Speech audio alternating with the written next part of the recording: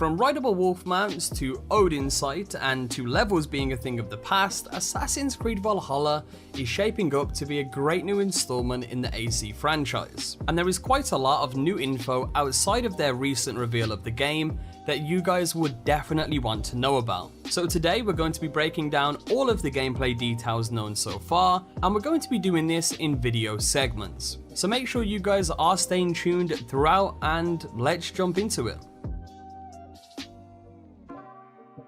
Assassin's Creed Valhalla is set during 837 AD in the era of the Vikings, where you'll be playing as a ferocious Viking warrior known as Eivor.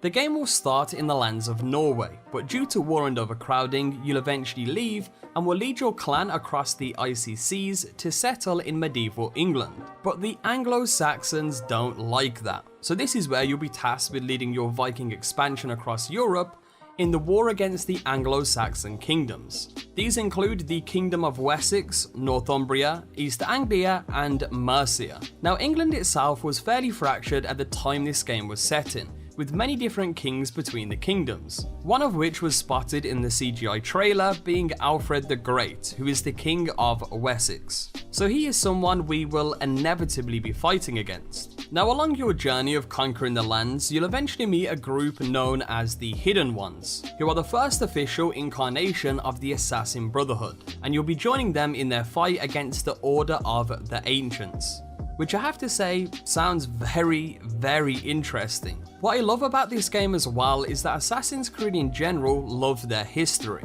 I mean, one example of this was from the trailer. In the scene where the camera moves down from the mountain, we see a stave church, which are Christian churches from the Viking Age, in which this is almost identical to the Borgen stave church, which still stands in Norway today. Bit of a random fact there for you, but that's pretty much what we know about the plot so far. So let's talk a bit more about the main character, Eivor. Eivor can be played as either male or female, and while the CGI trailer mainly focused on the male version of Eivor, there was a screenshot of the female version that was released shortly after.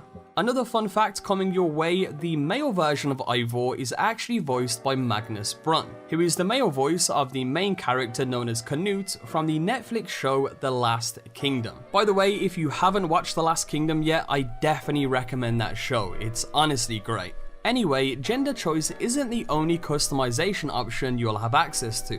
You'll be able to customize things like Eivor's hair, his war paint, tattoos, and I'm sure there's more customizations we'll have access to other than those.